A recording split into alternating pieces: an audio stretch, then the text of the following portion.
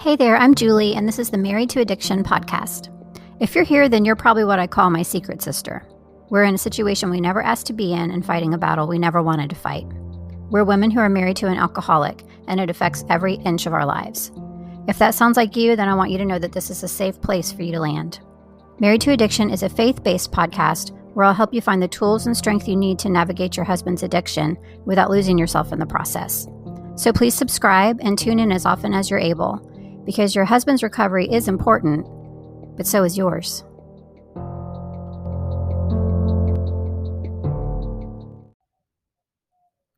Hey there, this is Julie, and welcome to episode 5 of the Married to Addiction podcast.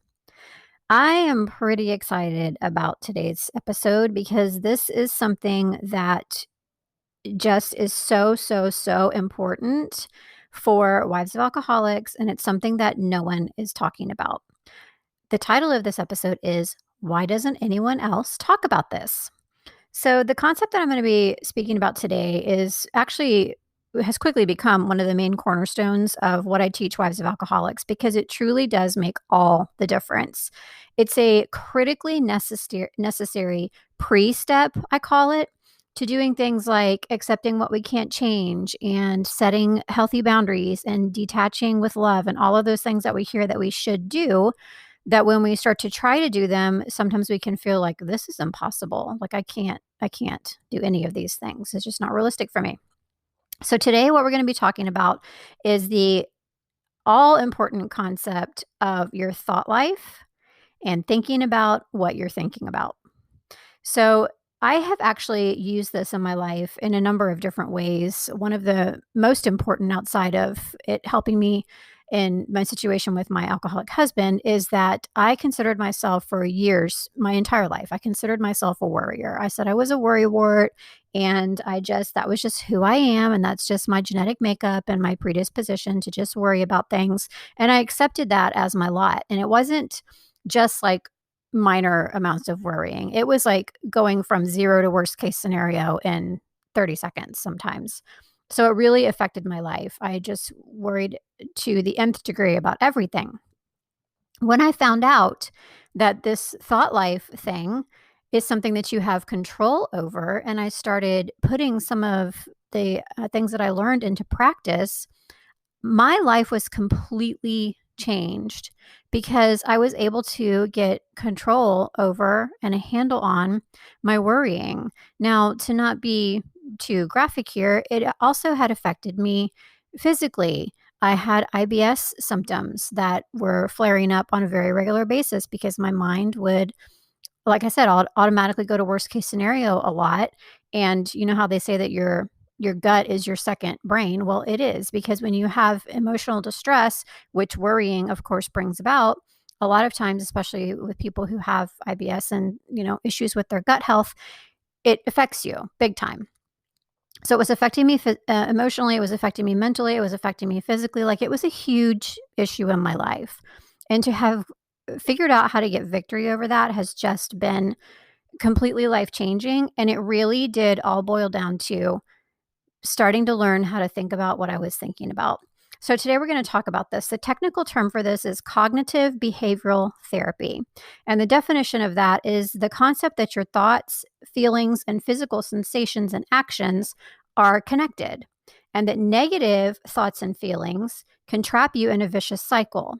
So cognitive behavioral therapy helps you deal with overwhelming problems in a more positive way by breaking them down into smaller parts. And it starts with your thought life. This is biblical. Romans 12:2 says, do not conform to the pattern of this world, but be transformed by the renewing of your mind. And I don't want you to miss that word transformed. That is something that really is an impactful word, and it was chosen on purpose. And it's there because it's not just a good idea. It's not something that can kind of help. It's something that can absolutely transform your life.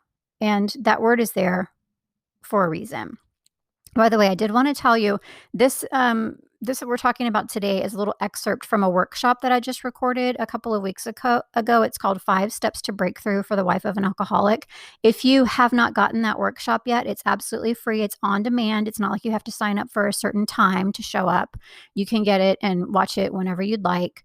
I really encourage you to do that, because this piece of it that we're talking about today is super, super important. But there's actually 4 other steps beyond this that can really make all the difference if you have an alcoholic in your life, specifically your husband. So please go grab that. It's on the website, marriedtoaddiction.com, and you will see a free workshop tab there. All you have to do is just enter your info and you will get instant access to that.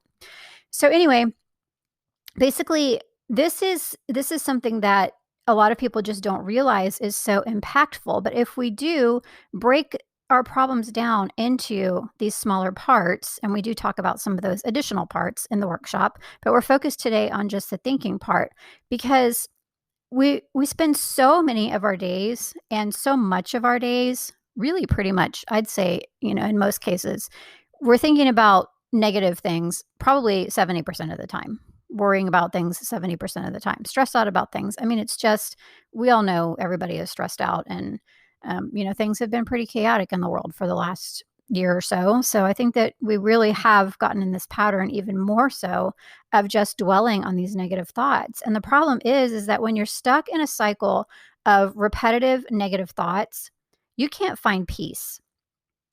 Peace is nowhere to be found. And if you can't tap into that peace, especially the peace that surpasses understanding that the Lord gives us, and you are living with an alcoholic, or you have an alcoholic husband in your life, it's going to be a struggle. It's going to be a real big struggle, because that peace is something that can really just transform our circumstances, regardless of what's going on around us, because it's that inner peace that we don't understand how we can suddenly feel peace with so much chaos. But that's our gift from God. And if you are constantly stuck in a cycle of repetitive negative thoughts, you're going to have a real hard time tapping into that and accepting that and making that your own and actually experiencing that peace in your life. So when we are stuck in these negative thought patterns, and we hear things like, we should detach and we should set boundaries and things like that. Well, it's real hard to not be in constant negative thought patterns if you have a husband who's struggling with alcohol, because if your situation is like mine, there's constant tension and conflict and, triggers and just all these things that are coming at you all day, every day, pretty much. And it's really, really hard to do things like create boundaries and detach with love when you're just existing in that state of anger and bitterness and resentment, and you're starting to create boundaries out of control, wanting to manipulate the situation, wanting to fix the situation. You're not detaching with love, you're detaching with threats, and you're just, it's just volatile, and that's not healthy. And that's not the type of detachment that we need to be doing. And that's not creating the types of boundaries that we need to be creating. So being able to do that, being able to do those things in a positive, healthy way is 100% based on what's going on in your head. Because if you're in this constant state of, like I said, bitterness and resentment, it's going to be real hard to create these healthy boundaries and to do things in the right way. And I think that's why it feels so impossible for us sometimes, is because we are being led around by these feelings of, these negative feelings that are coming from our negative thought patterns, and it feels impossible. It just feels impossible to do anything loving or healthy or anything along those lines. So negative thought patterns basically are an attack from the enemy, because God does not give us things like fear and resentment and bitterness and anger and, feelings of wanting to control the situation, because that's his job. He wants us to lay this down at his feet and let him go to work on our problems. He wants to give us peace. He wants to give us, a feeling of hope instead of hopelessness. And when you trade in these negative thought patterns for positive thought patterns, or at least try to get a handle on these negative thoughts so that they're not running your life, that is what opens the door for God to go to work. So, walking around full of resentment and anger and hatred, even sometimes, is not a breeding ground for Christ to move in your situation. Positive thoughts, peace in your heart, coming at things with a healthy attitude instead of trying to control them, asking God to partner with you, asking God to go to work in your situation, praying for your husband, those types of things. That's when God goes to work, not when we're walking around with a head full of trash. And on that note, I have an awesome, awesome, awesome quote from Joyce Meyer that I absolutely love. And we're going to wrap up on this because I just think it's so impactful. She said, "Stop allowing your mind to be a garbage dump for Satan's trash, and instead make it available for God's ideas." How awesome is that? I want you to know that if you want your life to change, you have to start with changing the way you think. I promise you, it can make all the difference in the world. It can change things that are going on around you.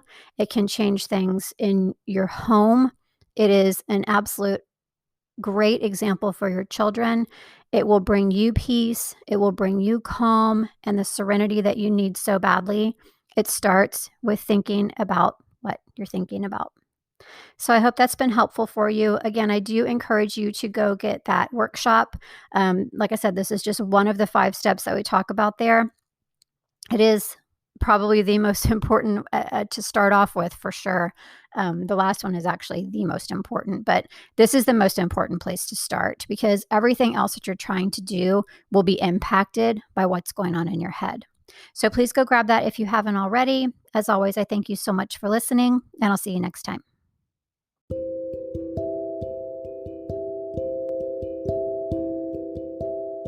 Hey, I just wanted to take a quick second to thank you so much for being here and for listening to the Married to Addiction podcast.